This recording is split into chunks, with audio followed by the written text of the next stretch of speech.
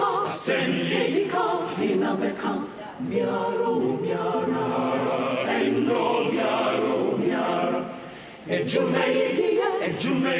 good afternoon, everyone. My name is Richmond, and in 5 minutes, I'll be presenting to you what we do at Plastic Punch.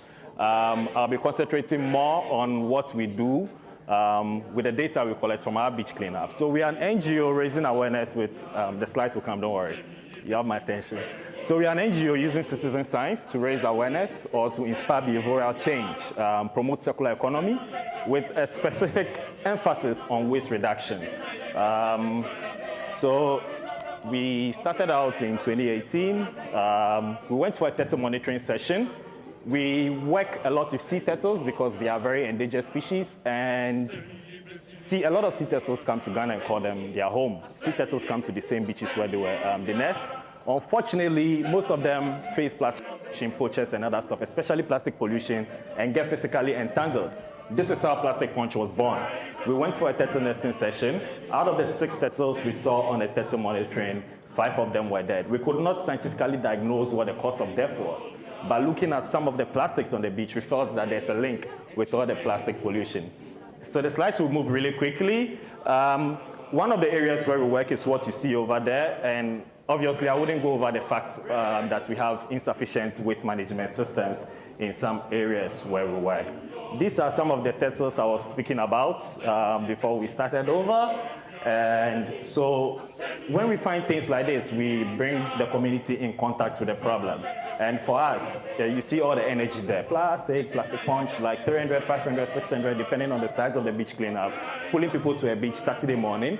We know very much the beach cleanup is not a solution to the plastic pollution menace.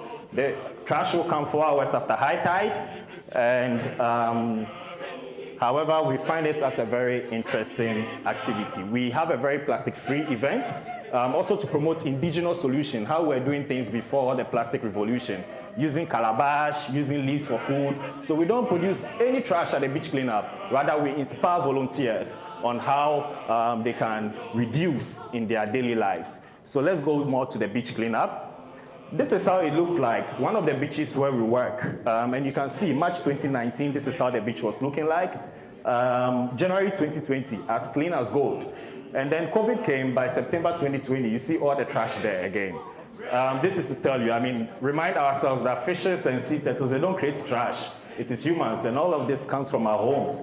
So the beach cleanup can be a very useless activity. However, the sea turtles that call this stretch of beach their home, who will keep coming, we will find a cleaner space to nest. That's one of the advantages we do. I'll quickly dive to the data part, which is the nest. The other reason why we do the beach cleanup is to collect data on who is polluting and what is polluting. We want to understand what the pollutants are so that we can be able to support advocacy direction. We are able to take analyze data on the plastics, non-plastics. What we do with the plastics is we find recyclers in the chain to recycle as much as possible. We all know the condition of beach plastics. But we do find recyclers like Nelson and other partners in the chain who take what we find. We also are able to determine the recycling rate. Just to show you some of the waste streams that we find a lot of textile, for which we have started initial investigations with the Ghana Navy, Marine Police, reported also to the relevant stakeholders because we don't find it normal to find a lot of textiles, a lot of shoes.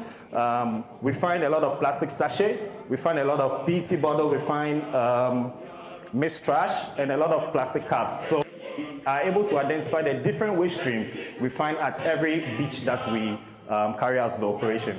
Next slide. These data sets are shared with the Ghana Statistical Service and the EPA. For the SDG 14.1 indicators of the country. So this is a project we did on behalf of MESTI and BRS Secretariat. And in this project, we deployed what we call the OSPA protocol. We identify the 100-meter stretch of beach. We come to the beach, we clean it, we leave it. It gets dirty again. We come and clean again. We leave it, collecting data. And with this, this is the correlation of data we find within the 3 months.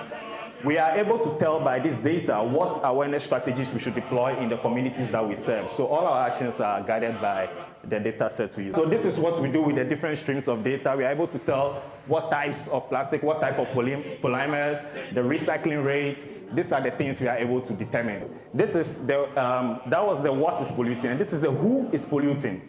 So we find out who is polluting, which companies are polluting the beach, which brands are there on the beach, so that we can be able to hold them more responsible and also advocate for the extended producer regime.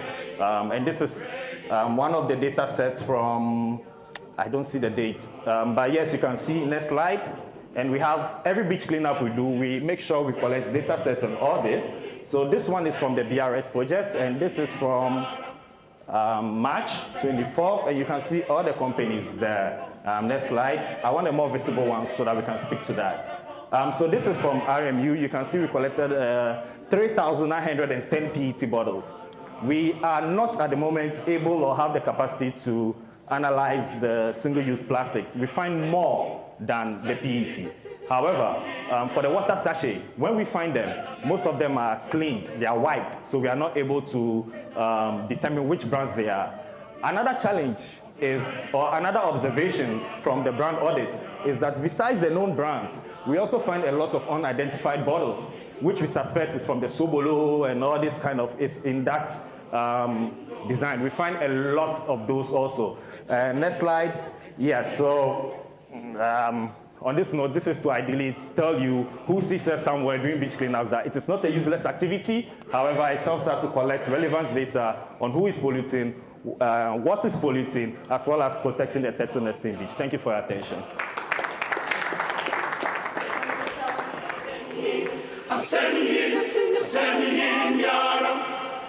Sing